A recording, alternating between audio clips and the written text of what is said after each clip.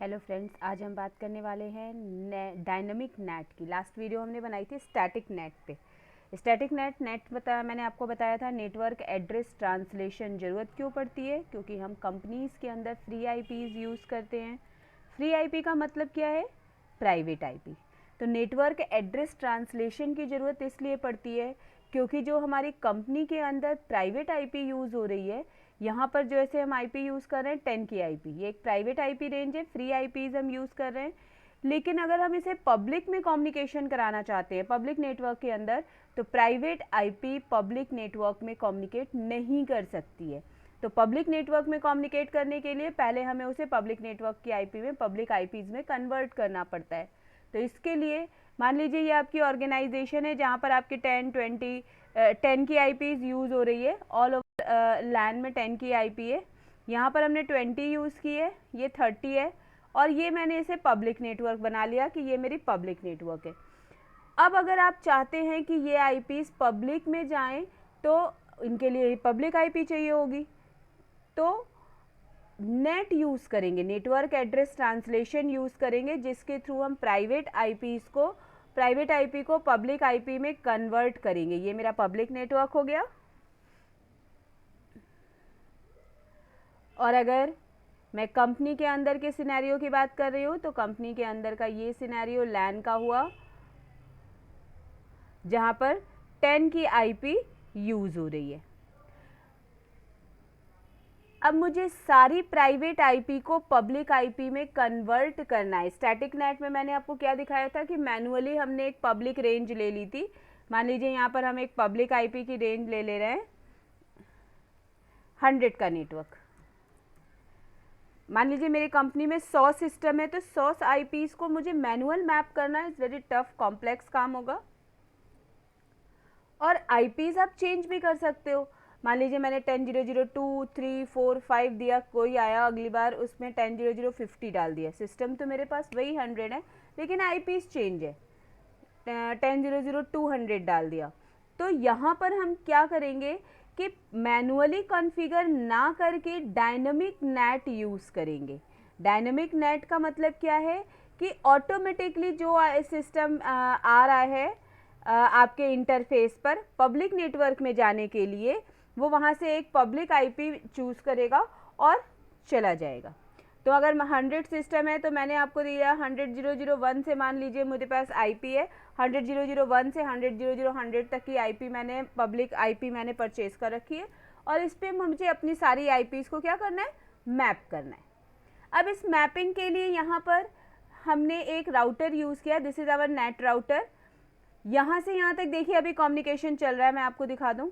यहाँ पे मेरी आईपी है 10.0.0.2 और पब्लिक नेटवर्क में ये आईपी है मेरी 40.0.0.2।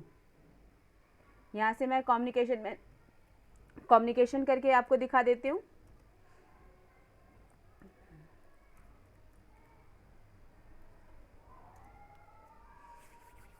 मैंने इसमें सारे आईपी एड्रेसेस डाले हैं और उसके बाद राउटर रिप करके यहाँ से वहाँ तक कम्युनिकेशन करवा दिया। ये देखिए कम्युनिकेशन हो रही है। अब आप चाहते हो कि प्राइवेट आईपी पब्लिक आईपी में कन्वर्ट हो, तो इसके लिए हम नेट राउटर यूज़ करेंगे। नेट राउटर पे डायनामिक नेट कैसे कॉन्फ़िगर होगा उसके स्टेप्स आपको दिखाती हूँ। राउटर 2 पे चलते हैं, यानी जिसे हमने नेट राउटर बनाया, ये सिर्फ नेटवर्क एड्रेस ट्रांसलेशन के लिए हमारा यूज़ हो रहा है। तो हम इसके लिए आते हैं इनेबल कॉन्फ-टी। अब मुझे यहाँ पर 100.0.0 एक डायनामिक पूल बनाएंगे हम, आईपी नेट पूल P1, जिसके रेंज पब्लिक हमारी जो रेंज है वो यहाँ पर हमें डिस्क्राइब करनी होगी, दैट इज 100.0.0.1 स्टार्ट आईपी है, देन 100.0.0.100 हमारी एंड आईपी है, और इसका नेट मास्क हम डिफाइन करेंगे। Net mask is 255.0.0.0। ये हो गया हमारा एक पूल डिफाइन हो गया।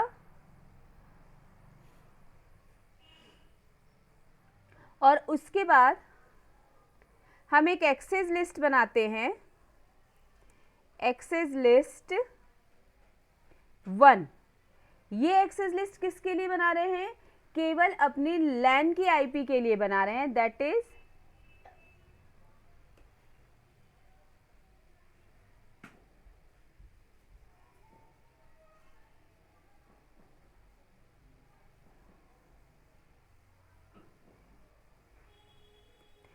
access list 1 permit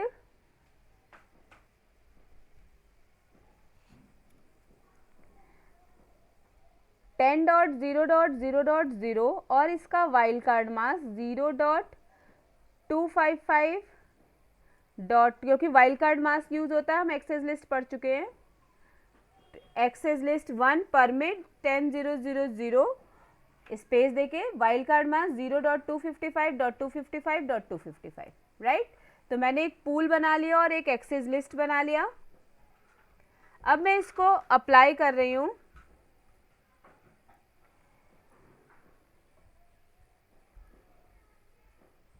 IP net inside source static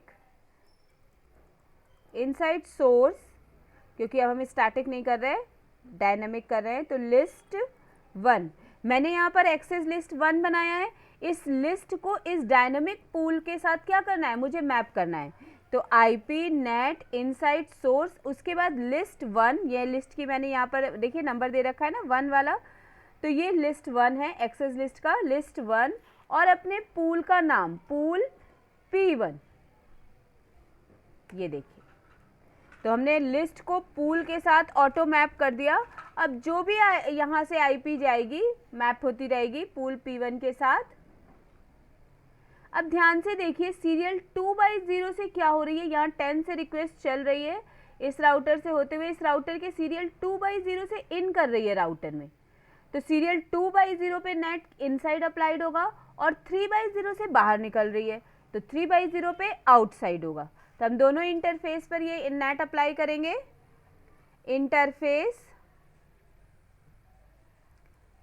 interface serial 2/0 पे गए, यहाँ दिया आईपी नेट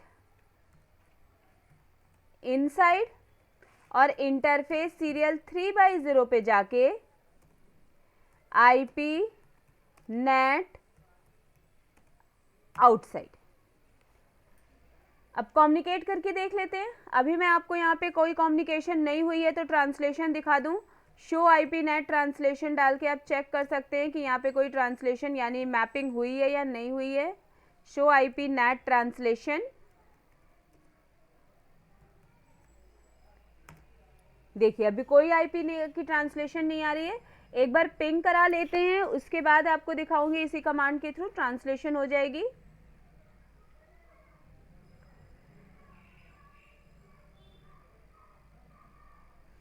यहाँ कराइए पिंग 10.0.0.1 को पिंग कराया। अब मैं सीधे पिंग 10.0.0.3 को पिंग करा रही हूँ। ये 100.0.0.2 उठाएगा क्योंकि ये ऑटो उठा रहा है, ऑटो पिक हो रहा है, ठीक है। तो सीक्वेंसली उठाएंगे।